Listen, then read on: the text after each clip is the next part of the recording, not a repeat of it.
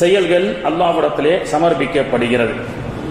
நாளின் அறிக்கை 2 முறை அல்லாஹ்விடத்திலே சமர்ப்பிக்கப்படுவதை போன்று வார அறிக்கை, வாரத்தின் அறிக்கைகளும் 2 நாட்கள் சமர்ப்பிக்கப்படுகின்றது. பெருமானார் ஸல்லல்லாஹு அலைஹி வஸல்லம் அவர்கள் சொன்னார்கள், திங்கட்கிழமை வியாழக்கிழமை, திங்கட்கிழமையும் வியாழக்கிழமையும் உங்களுடைய அமல்கள் அல்லாஹ்விடத்திலே சமர்ப்பிக்கப்படுகிறது என்று சொன்னார்கள். அதையும் தாண்டி பெருமானார் அவர்கள் சொன்னார்கள், திங்கள் அன்றும் வியாழன் அன்றும் அல்லாஹ்வுக்கும் சமர்ப்பிக்கப்படுகிறது, எனக்கும் சமர்ப்பிக்கப்படுகிறது என்று சொன்னார்கள். அப்போ திங்கட்கிழமையும் வியாழக்கிழமையும் வாரம் 2 முறை நாம் செய்கின்ற அமல்கள் அல்லாஹ்விடத்திலே சமர்ப்பிக்கப்படுகிறது. அதுபோன்று வருடத்தில் 1 முறை அமல்கள் சமர்ப்பிக்கப்படுகிறது. அதுதான் ஷாபானுடைய மாதம் என்று அல்லாஹ்வுடைய தூதர் அவர்கள் சொன்னார்கள். நிஸ்பு ஷாபான், ஷாபானுடைய 15ஆம் இரவு மனிதர்களுடைய அமல்கள் எல்லாம், அந்த ஆண்டு முழுக்க மனிதர்கள் செய்த அமல்கள் எல்லாம் அல்லாஹ்விடத்திலே சமர்ப்பிக்கப்படுகிறது. அந்த சமர்ப்பிக்கப்படக்கூடிய அமல்களை எல்லாம் அல்லாஹ் தஆலா ஆய்வு செய்து அடுத்து வரக்கூடிய ஆண்டை எப்படி இருக்க வேண்டும் என்பதை முடிவு செய்யப்படக்கூடிய ஒரு நாள் தான் ஆண்டு அறிக்கை அமல்கள் சமர்ப்பிக்கப்படக்கூடிய நாள் தான் ஷாபானுடைய மாதம். அதனால்தான் பெருமானார் அவர்கள் சொன்னார்கள், என்னுடைய வாழ்வியனுடைய அறிக்கையை அல்லாஹ் தஆலா மறுபரிசீலனை செய்து அடுத்து வரக்கூடிய ஆண்டு எப்படி இருக்க வேண்டும் என்பதை அல்லாஹ் முடிவு செய்கின்றான் அல்லவா? அப்படி முடிவு செய்யப்படக்கூடிய என்னுடைய அமல்கள் பற்றி அல்லாஹ்வும் மலக்குகளும் பேசப்படக்கூடிய நேரத்திலே நான் நோன்பாளியாக இருக்க வேண்டும் என்று ஆசைப்படுகின்றேன். எனவே தான் நான் நோன்பு வைக்கின்றேன் என்று அல்லாஹ்வுடைய தூதர் ஸல்லல்லாஹு அலைஹி வஸல்லம் அவர்கள் சொன்னார்கள். திங்கட்கிழமையும் வியாழக்கிழமையும் நோன்பு வையுங்கள். உங்களுடைய வாரத்தினுடைய அமல்கள் சமர்ப்பிக்கப்படும் பொழுது நீங்கள் நோன்பாளியாக இருப்பதற்கு அது சிறப்பானதாக இருக்கும். ஆண்டின் 1 முறை அமல்கள் சமர்ப்பிக்கப்படக்கூடிய ஷாபானுடைய மாதத்திலே நீங்கள் நோன்பு வையுங்கள். அது அடுத்து வரக்கூடிய ஆண்டை அல்லாஹ்வும் மலக்குகளும் முடிவு செய்யும் பொழுது உங்களுக்கு சிறப்பான ஆண்டுகளாக அது அமைவதற்கு அது மேலும் சிறப்பூட்டக்கூடியதாக இருக்கும் என்று அல்லாஹ்வுடைய தூதர் அவர்கள் சொன்னார்கள். ஏன் நோன்பை பெருமானார் அவர்கள் தேர்ந்தெடுத்தார்கள்? மற்ற திக்ர்கள் செய்யுங்கள், தஸ்பீஹ் செய்யுங்கள், எல்லாமே சரிதான். ஆனா பெருமானார் அவர்கள் சொன்னார்கள், அல்லாஹ்விடத்துல என்னுடைய அமல்கள் சமர்ப்பிக்கும் பொழுது அனா சாயிமோன், நான் நோன்பாளியாக இருக்க வேண்டும் என்று ஆசைப்பட்டேன். ஏனென்றால் மற்ற வணக்கங்கள் எல்லாம் நன்மைகளை கொண்டு அல்லாஹ் தஆலா நமக்கு நன்மையை கொடுக்கின்றான். நோன்பு மட்டும்தான், நோன்புக்கு நன்மை கிடையாது. தொழுகைக்கு நன்மை உண்டு, ஜகாத்துக்கு நன்மை உண்டு, ஹஜ்ஜிக்கு நன்மை உண்டு, உம்ராவுக்கு நன்மை உண்டு, மற்ற எல்லா காரியங்களுக்கும் நன்மை உண்டு. நோன்புக்கு நன்மை கிடையாது. அப்படின்னு பாய் பாக்குறாங்க, என்ன நோன்புக்கு நன்மை இல்லாட்டா அப்புறம் எதுக்கு நோன்பு வைக்கணும் அப்படின்னு சொல்லி. நோன்புக்கு நன்மை இல்லை, ஆனால் நோன்புக்கு நன்மையையும் தாண்டி அல்லாஹ் தஆலா சொல்கின்றான், அஸ்ஸௌமு லி, நோன்பு என்பது எனக்காக நோக்கப்படுகின்றது. எனவே அதற்குண்டான கூலி வ அன அஜ்ஸு பிஹி, நானே அதற்குண்டான கூலியாக ஆகிவிடுகின்றேன். எல்லா வேலைகளுக்கும் நிர்ணயிக்கப்பட்ட ஒரு சம்பளம் என்று ஊழியர்களுக்கு உண்டு. எல்லா ஊழியர்களுக்கும் சம்பளம் என்பது உண்டு. ஆனால் சில ஊழியர்கள் இருக்கின்றார்கள், அவர்களுக்கு பிளாங்க் செக், அவர்கள் என்ன ஃபில் பண்ணுகிறாங்களோ அந்த நன்மையை அவர்கள் பெற்றுக்கொள்ளலாம், அந்த காசை அவர்கள் பெற்றுக்கொள்ளலாம், அந்த காசோலையின் மூலமாக சொல்ற மாதிரி நோன்புக்கு மட்டும் அல்லாஹ் தஆலா பிளாங்க் செக் கொடுத்துறான். அல்லாஹ்வே நானே ஆகிவிடுகின்றேன். என்ன அர்த்தம்? என்னுடைய கஜானாவில் என்ன இருக்கோ, என்ன வேணுமோ, உலகத்தை மறுமை சம்பந்தப்பட்ட என்ன நலவுகள் எல்லாம் உங்களுக்கு வேண்டுமோ எல்லாத்தையும் அள்ளிட்டு போன்றான் அல்லாஹ். எப்போ? ஷாபானுடைய பிறை 15ல, ஷாபானுடைய மாதத்துல. அப்ப நோன்பானியாக இருக்கப்படக்கூடிய நேரத்துல அல்லாஹ் தஆலா நமக்கு எதிர்வரக்கூடிய காலத்தை முடிவு செய்யப்படக்கூடிய அந்த நாள்ல நாம நோன்பானியாக இருந்தால் மட்டுமே அல்லாஹ் தஆலா என்ன சொல்றான்? ஆரோக்கியம் வேண்டுமா எடுத்துச் செல், ஆஃபியத்து வேண்டுமா எடுத்துச் செல், பரக்கத்து வேண்டுமா எடுத்துச் செல். ஒரு கடை வச்சிருக்கேன், இன்னொரு 5 கடை வேணும், எடுத்துட்டு போ. உலகத்துல என்ன வேணுமோ, சொர்க்கம் வேண்டுமானாலும் நான் கொடுப்பதற்கு தயாராக இருக்கின்றேன். உன்னுடைய பாவங்கள் அழிக்கப்பட வேண்டுமா, அழித்து விடுகின்றேன். யாருக்கு இந்த சிறப்பு? ஆண்டறிக்கை சமர்ப்பிக்கப்படக்கூடிய அந்த ஷாபானுடைய 14, 15 யார் நோன்பாளியாக இருக்கின்றார்களோ அந்த நோன்பாளிகளுக்கு அல்லாஹ் கொடுக்கக்கூடிய கூலி என்ன? உலகத்தில் என்ன வேண்டுமோ அல்லாஹ்வுடைய கஜானாவிலிருந்து எடுத்துக்கொள்ளலாம். தொழுதால் நன்மை மட்டும் கிடைக்கும், பாவங்கள் மன்னிக்கப்படும். மற்ற இதர அமல்கள் செய்தால் பிற நன்மைகள் கிடைக்கும். ஆனால் நோன்பு வைத்தால் மட்டும்தான் உலகத்திலே பரக்கத்து, ரஹ்மத்து, ஆஃபியத்து, ரிஸ்க், உலகத்திலே இருக்கக்கூடிய எல்லா வளங்களும், மறுமையில் இருக்கக்கூடிய எல்லா நலன்களையும் அல்லாஹ் கொடுப்பதற்கு தோதுவான ஒரு அமல் எதுவென்று சொன்னால் அது நோன்பை தவிர வேறு ஒன்றும் இல்லை. எனவே தான் பெருமானார் அவர்கள் சொன்னார்கள், ஆண்டு அறிக்கை சமர்ப்பிக்கப்பட்டு மறு ஆண்டினுடைய ஒரு வாழ்வை அல்லாஹு தஆலா மறுபரிசீலனை செய்து நமக்கு அமைக்கப்படக்கூடிய அந்த புனிதமான நேரத்திலே நாம் நோன்பாளியாக இருக்க ஆசைப்படுகின்றேன் என்று அல்லாஹுடைய தூதர் ஸல்லல்லாஹு அலைஹி வஸல்லம் அவர்கள் சொல்லி காண்பிக்கின்றார்கள். கண்ணியத்திற்குரியவர்களே, 3 நாட்களுக்கு முன்பதாக பத்திரிகையிலே ஒரு செய்தி, இணையதளங்களிலும் நீங்கள் பார்த்திருப்பீர்கள். ஒரு சகோதரி 35-40 வயசு இருக்கும் அந்த அம்மாவுக்கு, பெட்டி நிறைய பணத்தை கொண்டு வந்து மருத்துவமனையிலே, ஒரு தனியார் மருத்துவமனையிலே கொண்டு வந்து அந்த ரிசப்ஷன் அறையில டாக்டருடைய அந்த இடத்துல வந்து அப்படியே கொட்டுறாங்க. மருத்துவமனையினுடைய வளாகத்தில் பணங்காசுகளை இறைத்த ஒரு பெண்மணி அப்படின்னு சொல்லி தலைப்பு போடுறாங்க. என்னன்னு பார்த்தா, அந்த அம்மா பேங்க்ல இருக்கக்கூடிய லட்சக்கணக்கான ரூபாய் எல்லாத்தையும் டிராஃப்ட் பண்ணி வித்ட்ரா பண்ணி என்ன செய்யறாங்க, பெட்டி நிறைய அந்த மருத்துவமனையிலே கொண்டு வந்து கொட்டுகிறார்கள். கொட்டிவிட்டு அந்த அம்மா சொல்லக்கூடிய வார்த்தை மருத்துவமனையே பார்த்தது. இணையதளங்களிலே அந்த வீடியோவை பார்க்கும் பொழுது கண்கள் எல்லாம் கலங்கிவிட்டது. அந்த அம்மா சொன்னார்கள், என்னுடைய எல்லா பணத்தையும் கொண்டு வந்து கொடுத்துட்டேன், இன்னும் என்ன வேணும்னு சொல்லுங்க, கொண்டு வந்து கொடுக்கிறேன். என்னுடைய நோயை குணப்படுத்தி எனக்கு ஆரோக்கியத்தை தந்துருங்க அப்படின்னு சொல்றாங்க. எல்லா பணத்தையும் கொண்டு வந்து கொட்டிட்டு எனக்கு ஆரோக்கியத்தை மட்டும் தாங்க, எனக்கு போதும், இன்னும் கொஞ்ச நாள் உலகத்துல வாழணும்னு அந்த அம்மா சொல்லும் பொழுது அந்த மருத்துவர்கள் சொன்னார்கள், அம்மா, கேன்சர், புற்றுநோயினுடைய இறுதி கட்டத்தில் இருக்கிறீர்கள், மரணத்தை முடிவு செய்யப்பட்ட ஒரு பேஷண்டாக நீங்கள் இருக்கிறீர்கள், எங்களால ஒன்றும் பண்ண முடியாதுன்ட்டாங்க. இன்னும் எத்தனை லட்சங்கள் கொண்டு வந்து கொட்டினாலும் ஆரோக்கியத்தை கொடுக்க முடியாது என்று மருத்துவர்கள் எல்லாம் கைவிரித்து விட்டார்கள் என்ற செய்தியை பார்க்கும் பொழுது நாம் சொல்கின்றோம், மருத்துவர்கள் இந்த உலகத்தில் கைவிட்டாலும் சரி, ஆட்சியாளர்கள் இந்த உலகத்தில் நம்மை புறக்கணித்தாலும் சரி, ஆட்சியாளருக்கெல்லாம் ஆட்சியாளன் அல்லாஹ் இருக்கின்றான். உங்களுக்கு ஆஃபியத் வேண்டுமா, நான் தருகின்றேன். உங்களுக்கு சுகம் வேண்டுமா, நான் தருகின்றேன். உலகத்துல நீங்க எப்படியெல்லாம் வாழணும், உங்களுடைய ஹலாலான ஆஜத்துகள் என்ன அப்படி என்பதை கேட்டால் அல்லாஹ் தருவதற்கு தயாராக இருக்கின்றான். அய்யூப் அலைஹிஸ்ஸலாம் கடும் நோய், 80 வயசு வரைக்கும் அல்லாஹ் ஆரோக்கியத்தை கொடுத்தான். 80 வயசுக்கு மேல அவங்களுக்கு நோய் ஏற்பட்டு விட்டது. 18 வருஷமா நோய் வாயில கஷ்டப்பட்டு இருக்கிறாங்க. ஆனாலும் அல்லாஹ்விடத்துல எனக்கு சுகத்தை கொடுன்னு கேட்கல, ஆஃபியத்தை கொடுன்னு கேட்கல.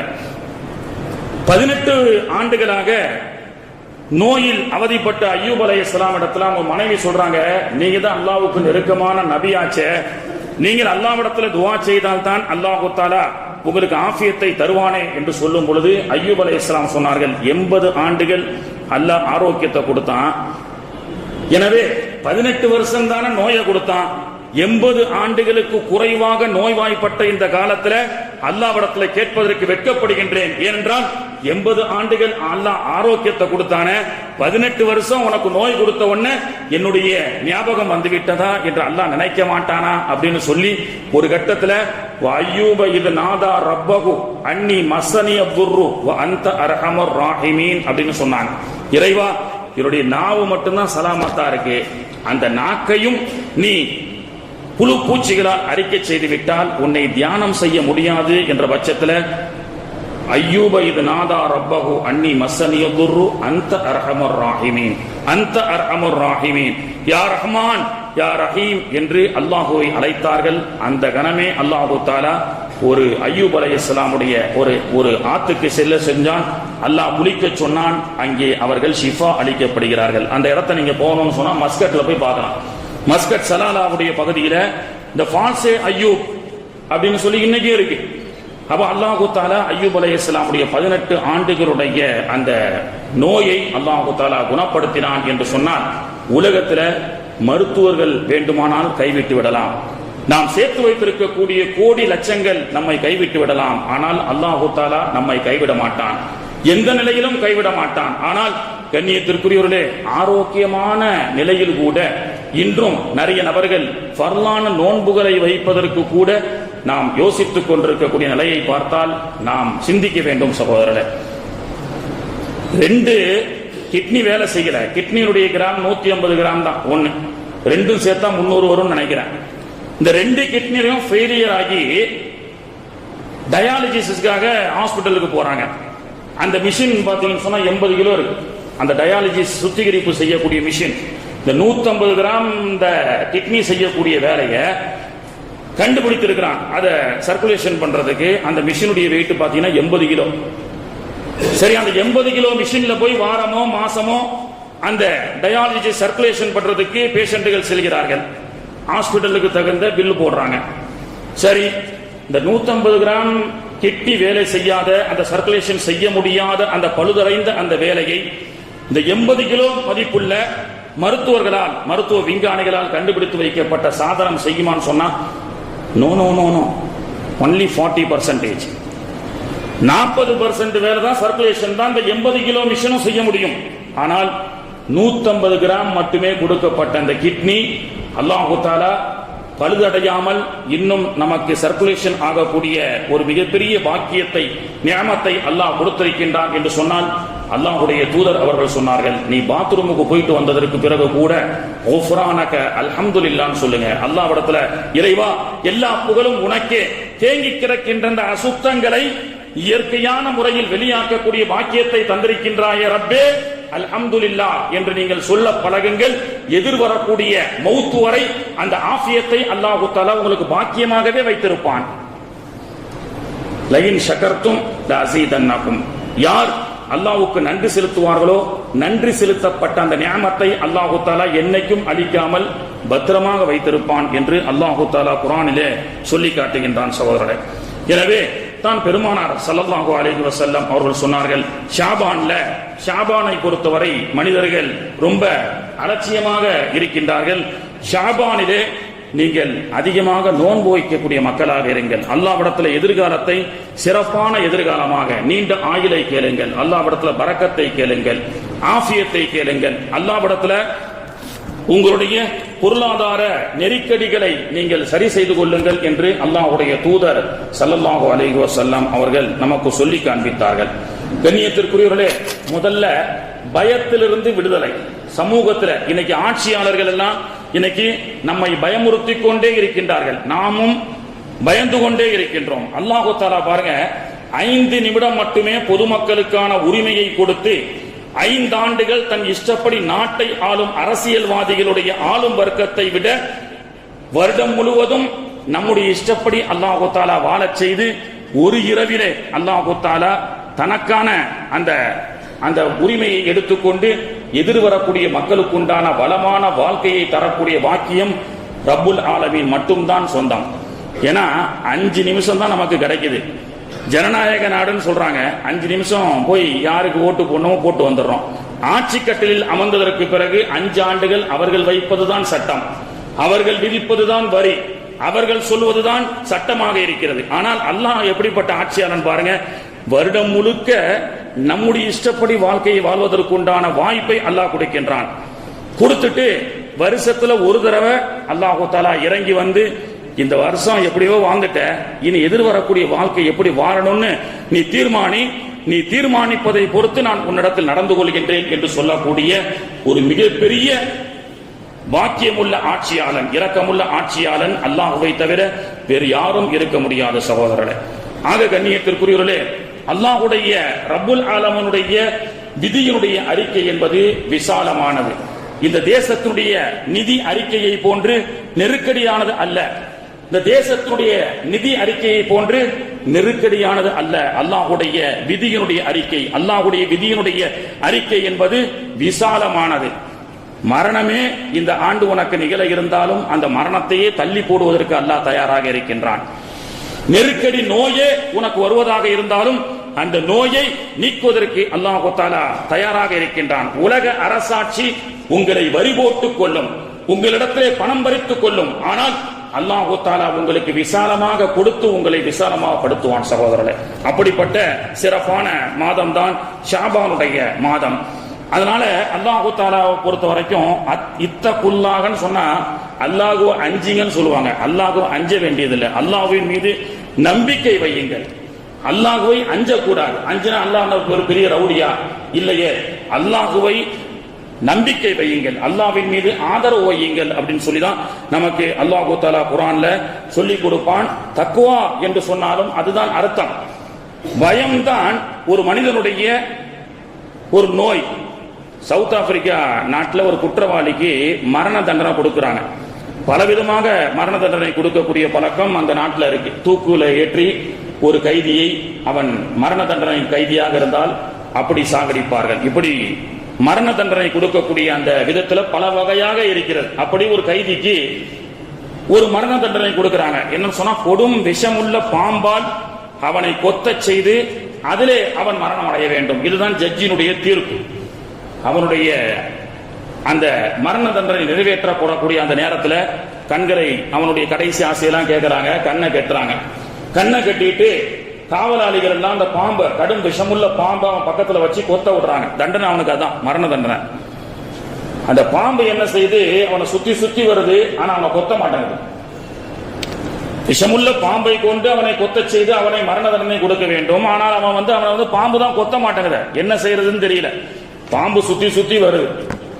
பிறகு பாம்பை விலக்கிட்டு சரி வேற விதமாக கொள்ளலாம், அதற்கு ஜட்ஜினுடைய அந்த முடிவு வேண்டும் என்பதற்காக என்ன செய்யறாங்க, கொஞ்ச நேரம் பேசிக் கொண்டிருக்கும் பொழுது திடீர்னு மயக்க முடிகின்றான்.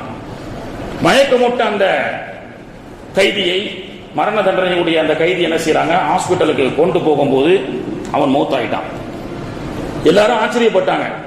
பாம்பு இவனை கொத்தவே இல்லை, நல்ல கட்டழகான வாலிபன் தான், ஆனாலும் மௌத்தாயிட்டான்.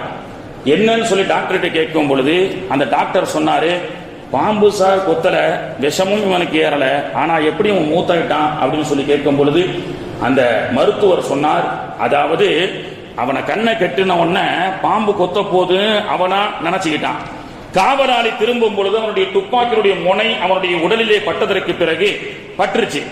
இது பாம்பு கொத்தி விட்டது என்று சொல்லி அவனுக்குள்ளேயே அவன் என்ன செய்யறான், நினைத்துக் கொள்கின்றான். பாம்பு கொத்தி விட்டது, இன்னும் கொஞ்ச நேரத்தில் நான் மௌத்தா போறேன் அப்படின்னு சொல்லி அந்த பயம் என்பதே அவனை மௌத்தாக்கி விட்டது அப்படின்னு சொல்லி அவருடைய மௌத்தினுடைய ஸ்டேட்மெண்ட்டை டாக்டர்கள் கொடுக்கின்றார்கள். அதுல என்ன சொல்றாங்கன்னு சொன்னா, மனிதனுடைய பாதி நோயே பயம்தான். 90% டாக்டர் கிட்ட கொண்டு போய் நீங்க ரிசல்ட்டை கொண்டு போய் காமிச்சீங்கன்னா, சார் உங்களுக்கு பிபி இருக்கு, சுகர் இருக்கு, கொலஸ்ட்ரால் இருக்கு, இன்னென்ன நோய் இருக்குன்னு சொன்னோம்னா, பிபியா சுகரான்னு பயந்தாலே அதுதான் உங்களுக்கு பிபி, அதுதான் உங்களுக்கு சுகர் அப்படின்னு சொல்றாங்க. அப்ப 90%, 10% தான் ஒரு நோய் ஒரு மனிதனாய் தாக்க முடியும். அந்த தாக்கத்தை அதனால் அவன் பலவீனம் அடைய முடியுமே தவிர மீதமுள்ள 90% அவனுடைய பயம்தான் அவனுக்கு நோய் அப்படின்னு சொல்லி மருத்துவர்கள் இன்னைக்கு சொல்லி காட்டுகின்றார்கள். என்று சொன்னால் உலகத்தில் முதல்ல அல்லாஹ்வின் மீது தவக்கல் வைத்து, வமைய தவக்கல் அலல்லாஹ் ஃபஹுவ ஹஸ்பு, அல்லாஹ்வின் மீது யார் தவக்கல் வைக்கின்றார்களோ அவர்களுக்கு அல்லாஹ்வே போதுமானவன். அவனுக்கு சுகரை பார்த்து பயம் இல்லை, பிபியை பார்த்து பயம் இல்லை. ஆனா நீ நிறைய பேர் நினைக்கிறோம், நோம்பு வருது, நோம்புக்கு முன்னாடி ஒரு தடவை ஹாஸ்பிட்டல்ல போய் ஃபுல் செக்அப் பண்ணிட்டு டாக்டருடைய கன்சல்ட்டோட நம்ம நோம்பு வைக்கணும்.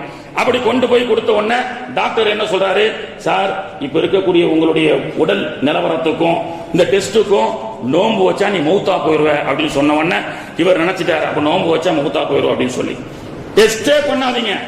அல்லாஹ் சொல்லிட்டானா, ஏன் டாக்டர் சொன்னா செய்யறது இல்லையா? சார் காலையில எம்டி ஸ்டொமக்ல வந்துடணும், எல்லா டெஸ்ட் எடுக்கணும்னு 11 மணி வரைக்கும் டாக்டர் சொன்னதற்காக காலையில இருந்து 11 மணி வரைக்கும் எம்டி ஸ்டொமக்ல போய் உட்கார்ந்து இருக்கிறார். ஏன்? டாக்டர் சொல்லிட்டாரு, பச்சை தண்ணி குடிக்க மாட்டேன். டாக்டர் சொன்னா எம்டி ஸ்டொமக்ல இருப்பதற்கு தயார், அல்லாஹ் சொன்னா தயார் இல்லை. அப்ப இந்த மாதிரி டாக்டரின் மீது, நோயின் மீது யக்கீன் வைத்து அதை கொண்டு பயந்து வாழ்ந்தால் அல்லாஹ்வுடைய பயம் எப்படி வரும்? அதனால்தான் பயத்தை முதல்ல தூக்கி எறிங்கன்னு சொல்றாங்க. இந்த தேசத்தினுடைய ஆட்சியை போன்று ஆட்சியாளர்கள் பயமுறுத்தி கொண்டிருக்கின்றார்களே, அந்த பயத்தை முதலில் தூக்கி எறியுங்கள். பசியிலிருந்து விடுதலை என்று சொல்வதை போன்று பயத்திலிருந்து விடுதலை இந்த சமூகம் இருக்கும் வரைதான் இந்த சமூகம் தலை நிமிர்ந்து வாழ முடியும். இன்னைக்கு சர்வாதிகார ஆட்சி என்று சொல்லக்கூடிய அமெரிக்க அதிபர் வந்ததோடு அவர் செய்தது என்ன?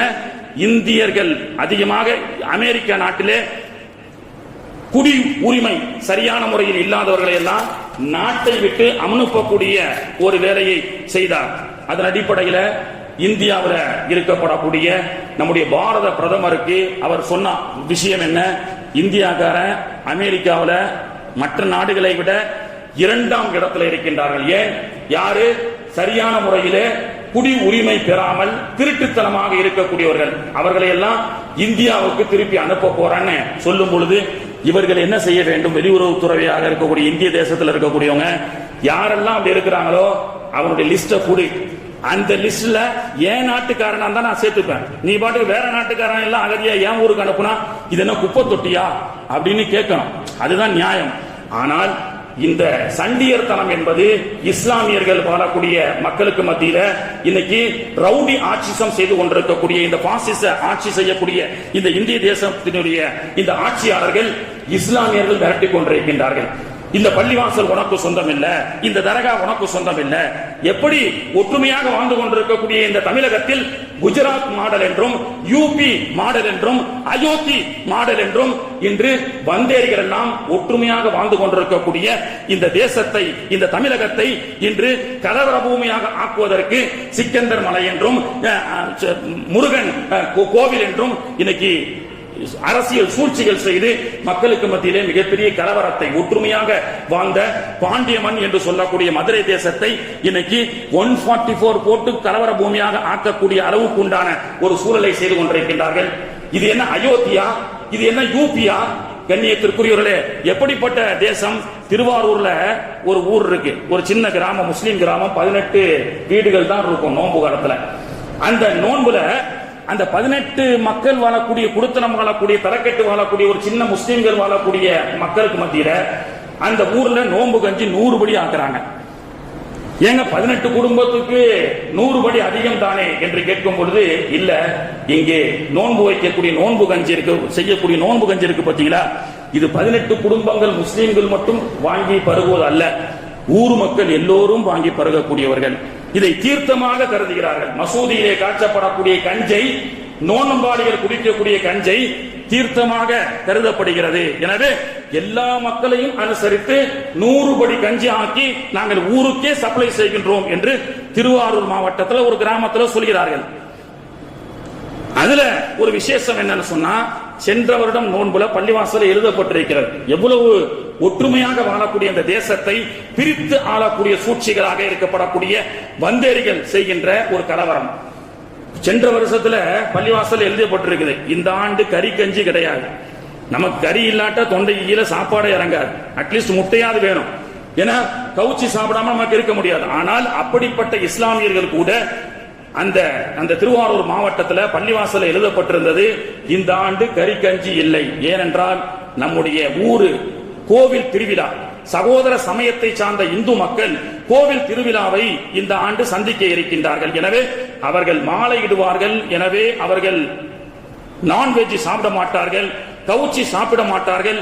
எனவே அவர்களும் இந்த நோன்பு கஞ்சியை குடிப்பதை அனுசரித்து 100 படி கஞ்சி ஆக்கப்பட்ட இந்த திருவாரூருடைய இந்த கிராமத்திலே இந்த ஆண்டு கறிக்கஞ்சி இல்லை என்று எழுதப்பட்டிருக்கக்கூடிய அளவுக்கு இஸ்லாமியர்களும் இந்து மக்களும் கிறிஸ்தவர்களும் ஒற்றுமையாக வாழப்படக்கூடிய இந்த தேசத்திலே இன்று வெளி வந்தேரிகளாக இருக்கப்படக்கூடிய மக்கள் எல்லாம் இன்னைக்கு என்ன செய்யறாங்க? கலவரத்தை தூண்டி அயோத்தி மாடலாக, யூபி மாடலாக ஆக்குவதற்குண்டான ஒரு முயற்சியை செய்து கொண்டிருக்கின்றார்கள் சகோதரர்களே. அப்போ நான் என்ன சொல்றேன், இந்த ஆட்சியாளருடைய வீரங்கள் எல்லாம் என்ன செய்து கொண்டிருக்கின்றது? இன்னைக்கு அமெரிக்காவிலிருந்து டெக்சாஸ் மாகாணத்திலிருந்து பஞ்சாபுக்கு 205 அமெரிக்கர்களை, அதை இந்தியர்களை குடியுரிமை சட்டம் இல்லாமல் திருட்டுத்தனமாக இருக்கக்கூடியவர்கள் 205 பேரை ஏற்றி என்ன செய்யறான்? பஞ்சாபுக்கு அனுப்புறான். பஞ்சாபுக்கு ஒரு ராணுவ விமானத்துல அகதிகளை, ஆடு மாடு ஏற்றிட்டு வருவாங்கல்ல, ஆடு மாடு ஏற்றிட்டு வர லாரி, அந்த மாதிரி 205 இந்தியர்களை அனுப்பி எங்க செய்யறான்? அமெரிக்கால இருந்து டெக்சாஸ் மாகாணத்துல இருந்து பஞ்சாப்ல இறங்குது. அதையும் வரவேற்று நெஞ்ச நிமித்தி கொண்டு அது ஒரு வீரம் என்று நினைத்துக் கொண்டிருக்கின்றார்கள். ஆனால் அதே மாதிரி கொலம்பியாவுக்கும் அனுப்பினான். அதே மாதிரி கொலம்பியா நாட்டில் இருக்கக்கூடிய மக்கள் விசிட்டிங் சரியான விசா பாஸ்போர்ட் இல்லாத இருக்கக்கூடிய மக்கள் எல்லாம் அமெரிக்காவிலிருந்து வெளியேற்றும் பொழுது கொலம்பிய அதிபர் என்ன சொன்னார்? வந்த எங்களுடைய கொலம்பிய நாட்டு மக்கள் அவங்க என்ன ஆடு மாடா, அவங்க மனுஷன் கிடையாதா? வந்த பிளைட் மறுபடியும் அமெரிக்கா கொண்டு போட அப்படின்ட்டான். என்னுடைய நாட்டு பிளைட்ல அவர்களை பிசினஸ் கிளாஸ்ல நான் கூட்டு வருவேன். என் நாட்டு மக்களை நீ எப்படி நீ ஆடு மாடாக ஏத்துற மாதிரி ஏத்திட்டு வரலாம்னு சொல்லி அனுப்பி விட்டானே, அவன் வீரன். கொலம்பிய நாட்டு பிரதமர் வீரன். ஆனால் இன்னைக்கு கோழைத்தனமாக இந்த தேசத்துடைய மக்களை ஆடு மாடுகளை போன்று ஏற்றி வரப்பட்ட அந்த அமெரிக்க விமானத்தை அதை என்ன செய்றாங்க? வரவேற்பதற்கு இந்த தேசம் இருக்கிறது என்று சொன்னால் எவ்வளவு தலை குனிவு இந்திய மக்களுக்கு. கண்ணியத்திற்குரியவர்களே, ஆக இன்னைக்கு பாத்தீங்கன்னா டாலருடைய மதிப்பு இந்திய தேசம் காணாத, வரலாறு காணாத இன்னைக்கு இந்தியாவுடைய கரன்சி வேல்யூபிள் 88 ரூபாய்க்கு டாலரின் மதிப்பு ஆக்கப்பட்டு கொண்டிருக்கிறது என்று சொன்னால் இந்தியாவுடைய பொருளாதாரம் அடி பாதாளத்துக்கு சென்று கொண்டிருக்கின்றது. இது வேணா வடக்கன்களுக்கு வேணா இந்த நிதி பட்ஜெட் என்பது ஒரு மிகப்பெரிய சாதனையாக இருக்கலாம். ஏன்னா வடக்கனுக்கு அவன் பார்க்க போட்டு துப்புனா அவனுக்கு ஒண்ணுமே தெரியாது. 2025 இன்னைக்கு வெளிநாட்டில் இருக்கிறான். 1000 ரியால் சவுதியில சம்பளம் வாங்குறான்னா அவனுக்கு இந்த ஊரு காசு 23,000 ரூபாய் கிடைக்குது. अब अब என்ன சொல்றான், ये मोदी जी का सरकार में 1000 रियाल सैलरी लेने के टाइम में 20 के ऊपर आता है, वो माशाअल्लाह बहुत अच्छा सरकार அப்படின்றான். 1000 ரூபாய் அங்க சம்பளம் வாங்கிட்டு 23,000 ரூபாய் கிடைக்குதாம். 2010 में इसकी पहले सरकार में 1000 रुपए सैलरी लिए तो 10,000 ही देता है, 10,000 தான் கிடைச்சது அப்படின்னு சொல்லி முந்திய ஆட்சியாளர் திட்டுறான். இந்த மாதிரி முட்டாள் வடக்கன்கள் இருக்கிற வரைக்கும் இந்த ஆட்சியாளர்களை ஒன்றும் செய்ய முடியாது போல் தெரிகிறது. அதாவது அந்த அடி முட்டாளுக்கு நம்ம தேசத்தினுடைய கரன்சி வேல்யூபிள் அடி பாதாளத்துக்கு சென்று கொண்டிருக்கிறது என்பதை உணராமல் இன்னைக்கு வடக்கர்களுடைய அந்த முட்டாள்தனமான மக்களுடைய அந்த முடிவால் இன்னைக்கு இந்திய தேசம் தலை நிமிர்ந்து நிற்கக்கூடிய தேசம் இன்னைக்கு தலை குனிவாக இருக்கின்றது. அதே போன்று பிரதமர் ட்ரம்ப் அவர் காசாவுடைய மக்களுக்கு ஒரு எச்சரிக்கை செய்திருக்கிறார். காசாவுடைய மக்களை அனைவரையும் வெளியேற்றிவிட்டு காசாவுடைய அழிக்கப்பட்ட எல்லா பில்டிங்களையும் நான் மீண்டும் கட்டுவேன். காசா மக்களை, பலஸ்தீன மக்களை அவர்கள் விரும்பினால் ஈஜிப்டுக்கோ சிரியாவுக்கோ போட்டோம், அது அமெரிக்காவுடைய கண்ட்ரோல்ல வரப்போகுதுன்னு சொல்லி ஒரு அறைகூவல் விட்டிருக்கிறார். உடனே அப்பாஸ் அவர் மோடி அல்ல, அவர் வீரர் அல்லவா, இந்த பூமியிலே வீழ்ந்தாலும் வீழ்வோமே தவிர ஒரு காலமும் இந்த தேசத்தை விட்டு செல்ல மாட்டோம். அதற்காகத்தானே 3 தலைமுறையாக அந்த பாலஸ்தீன மக்கள் அந்த பூமிக்காக உயிரை கொடுக்கின்றார்கள். அந்த மக்கள் சொல்லி உடனே அவர் அறிக்கை கொடுக்கிறார், நீ வேணா அமெரிக்கா விட்டு ஓடிப்போ, ஓ அமெரிக்காவை என்கிட்ட ஒப்படைன்னு சொல்றாரு. இது தில்லு, இது தைரியம். இப்படிப்பட்ட தைரியம் இல்லாத கோழைகள் காலம் காலமாக சர்வதேச அந்த ஆட்சியாளர்களுக்கு மண்டியிட்டு பிழைப்பதை விட இந்த தேசத்துடைய மக்களை மட்டும் மிரட்டிக் கொண்டிருக்கிறதுல எந்த நியாயம் இருக்கிறது? நீ அந்த பள்ளிவாசலை அபகரித்துக் கொள் என்று சொல்லி இன்னைக்கு தேசத்தினுடைய ஆட்சியாளர்கள் வீரத்தை எல்லாம் அப்பாவி சிறுபான்மை மக்களிடத்திலே காட்டக்கூடிய ஒரு சூழல் தான் இன்னைக்கு ஏற்பட்டுக் கொண்டிருக்கின்றது. கண்ணியத்திற்குரியவர்களே, எதிர்வரக்கூடிய இந்த காலத்திலே அல்லாஹு தஆலா நல்ல முடிவை, நல்ல விதியை அல்லாஹு தஆலா ஆக்கி அமைப்பானாக.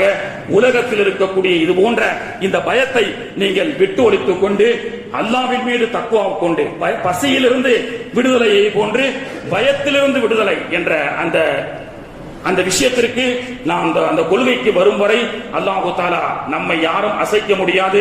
எல்லா மக்களும் மாமன் மச்சன்களாக, அண்ணன் தம்பிகளாக வாழக்கூடிய இந்த தமிழக தேசத்தை அல்லாஹு தஆலா என்றும் ஒற்றுமையாக ஆக்கி வைப்பானாக என்ற இந்த நல்ல நேரத்திலே கேட்டுக்கொண்டு, வல்ல ரஹ்மான் எதிர்வரக்கூடிய இந்த ஷாபானுடைய இந்த மாதத்திலே எதிர்வரக்கூடிய ஆண்டு அறிக்கையை சமூகத்திற்கும் நமக்கும் நம்முடைய குடும்பத்திற்கும் சிறப்பான எதிர்காலமாக அல்லாஹு தஆலா அமைத்து தர வேண்டும் என்று எல்லாம் வல்ல அல்லாஹ்விடத்திலே இந்த புனிதமான நேரத்தை இருகரமேந்தி துஆ செய்ததோடு இன்ஷா அல்லாஹ் நிஸ்பு ஷாபான் என்று சொல்லக்கூடிய அல்லாஹ்வே இறங்கி வந்து உங்களுக்கு என்ன வேண்டும் கேளுங்கள் என்று சொல்லக்கூடிய சிறப்பான இரவு வருகின்ற புதன்கிழமை 13ஆம் தேதி வியாழக்கிழமை 13ஆம் தேதி வியாழக்கிழமை இரவு விடிந்தால் வெள்ளிக்கிழமை அன்று நிஸ்பு ஷாபானுடைய நாளாக இருக்கின்றது. வியாழக்கிழமை மக்ரிப் தொழுகைக்கு பிறகு வழக்கமாக நம்முடைய பள்ளிவாசல்ல 3 யாசீன்கள் ஓதப்படும். பிறகு நம்முடைய பள்ளிவாசல்ல இஷாவுடைய தொழுகை 9 மணிக்கு என்று முடிவு செய்யப்பட்டிருக்கிறது. 9 மணிக்கு தொழுகை முடிந்ததற்கு பிறகு அத்திக்கடை வாஹிதா பாத்திமாவிலிருந்து பேராசிரியராக இருக்கக்கூடிய நிசாமுத்தீன் ஜமாலி MA ஹசரத் அவர்கள் சிறப்புரையாற்ற வருகிறார்கள். பிறகு திக்ர் நடைபெறும், துஆக்கள் நடைபெறும், ஜியாரத்துகள் நடைபெறும். அதிலும் கூடுதல் சந்தோஷமாக இன்ஷா அல்லாஹ் நம்முடைய புதுப்பிக்கப்பட்ட நம்முடைய பள்ளிவாசல் கீழ்த்தளத்திலே